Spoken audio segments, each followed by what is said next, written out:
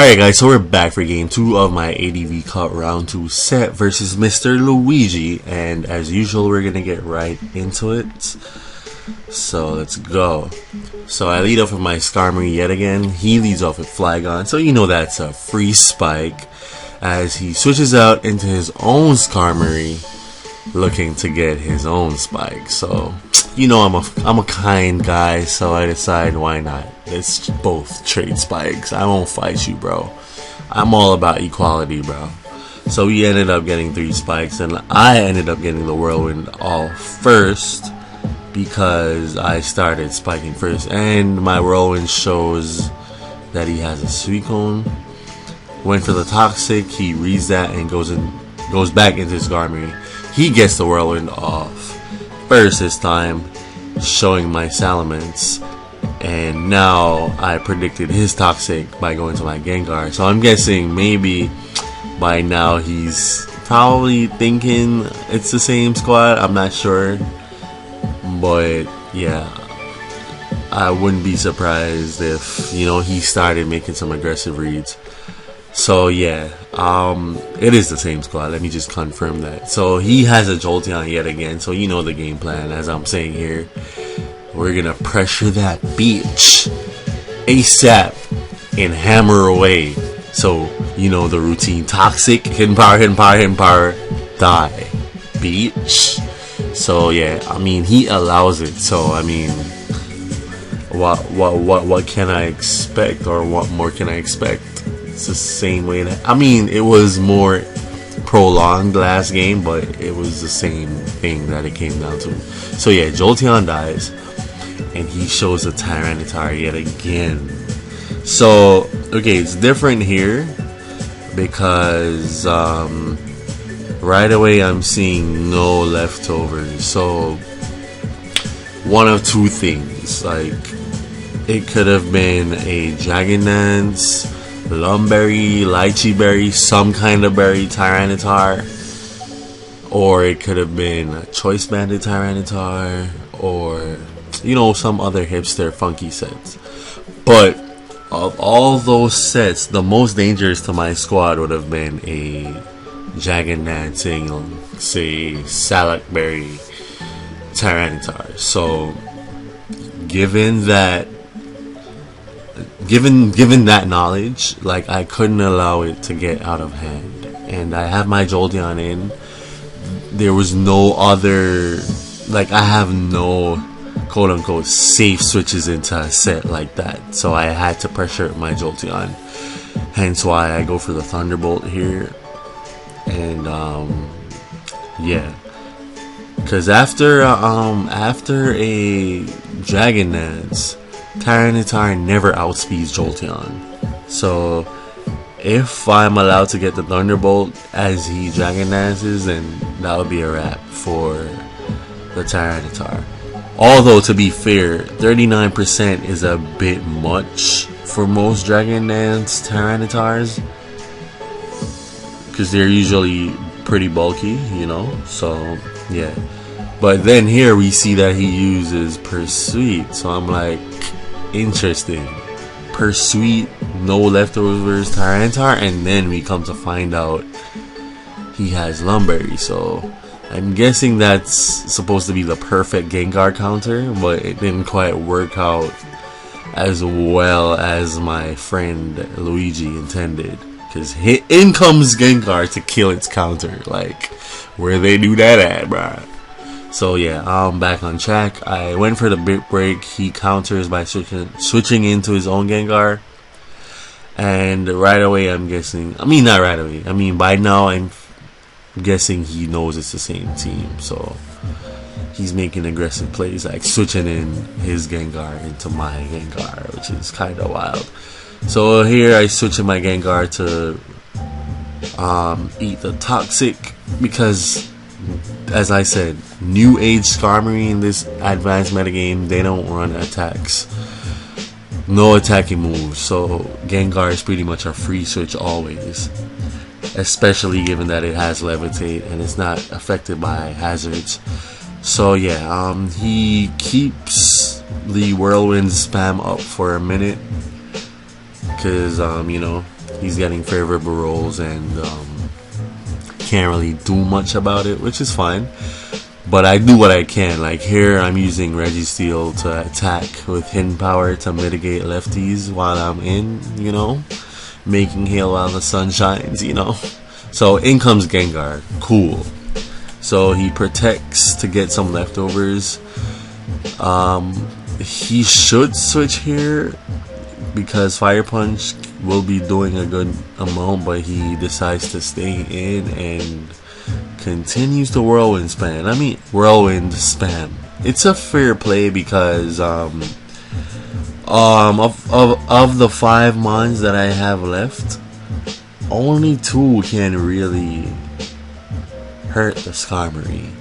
So I guess he kind of doesn't have much of a better play, but yeah, I guess he kind of has to go for the Whirlwind spam. But his luck will be running out pretty soon, so he can't do that forever. Eventually, I'm gonna get in the Tyranitar as he whirlwinds out the Gengar. So Gengar coming in every time is like a 100% safe move for the most part, because like he cannot pressure that Gengar switch in no way. So Tyranitar finally gets in, and I get to throw a Flamethrower. I get to throw some flames. That's it. Just leave it at that. And that didn't get the KO, but it did quite a decent amount, to the point where I forced him to protect in hopes of getting some leftovers. But instead of staying in an attack, I went to my Gengar because that is, like I said, risk-free versus his Skarmory. So I eventually force it out into Tyranitar, which is a dying monster at this point, or a dead monster rather. So in comes his Gengar, and I'm not gonna risk my Gengar here because I know it can win me the game eventually versus his other 3 mons. So here I go into my, or rather, the best not Registeel, the best Gengar answer I have currently, which is Registeel, because it just eats everything, you know. So here I go for the Hidden Power Steel, I believe, as he goes for the Will-O-Wisp. Oh, I go for the Curse. Okay, so here I go for the Hidden Power Steel because I'm trying to pressure this Gengar because it's a problem. But he switches out into Skarmory. Interesting play. I disagree with that play because, well, alright, let's play on. I won't say why just yet. I'll get to that in a minute. So he goes to Skarmory. I get the rest off because I need Registeel, so I know he's going to phase me out, so I have to get my Registeel healthy. So he phases out my Tyranitar, and I switch right back into Gengar because you know the routine. Gengar, safe as fuck versus his Skarmory. So he protects, stalls, gets some leftovers, but I'm just punching away, fire punching away like a madman because he can't really do much. He has no switchings. Like, he just has to leave it to die. It's the best play he has. So here I'm going hard into my Registeel, no doubt. Oh no, Tyranitar. I decided to go Tyranitar here because he could have easily went for a Flygon double here, because one, I have a sleeping Registeel. Plus, if anything, in a Gengar versus Gengar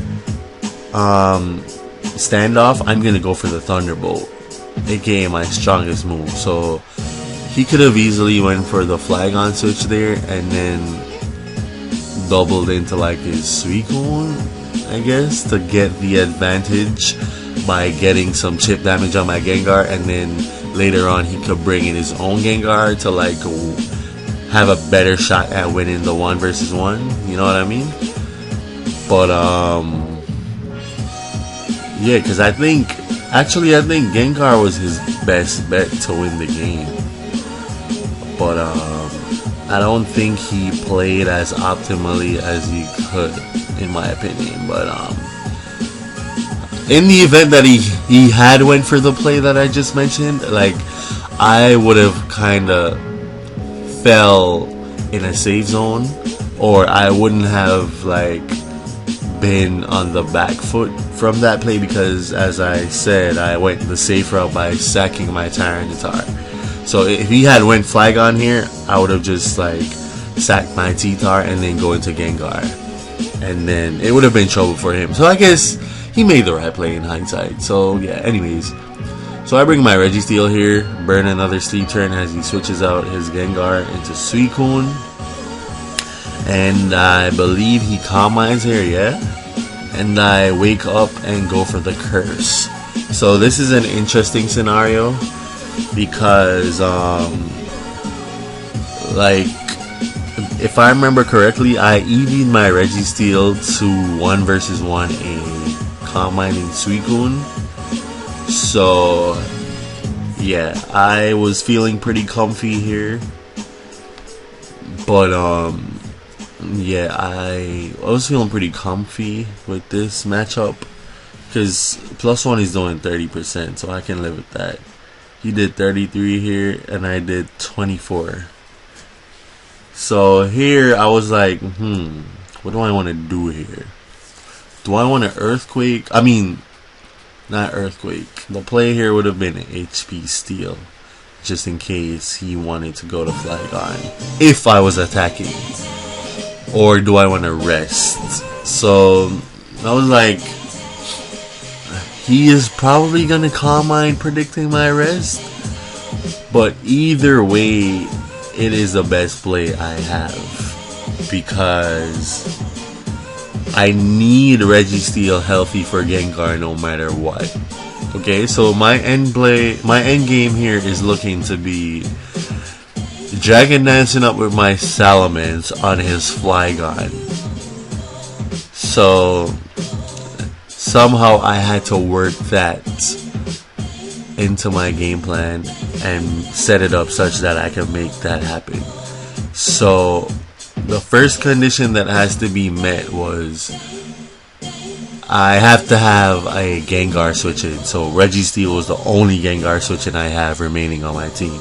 So I had to rest here, no matter how many Calm Minds he wants to go for. So he Calm Minds on the rest, which is fine, because I have a fodder in Skarmory, which is no longer serving any purpose, to be honest. So I believe I go into my Skarm here, yep, and I threaten him with a Whirlwind here, so he has to kill me.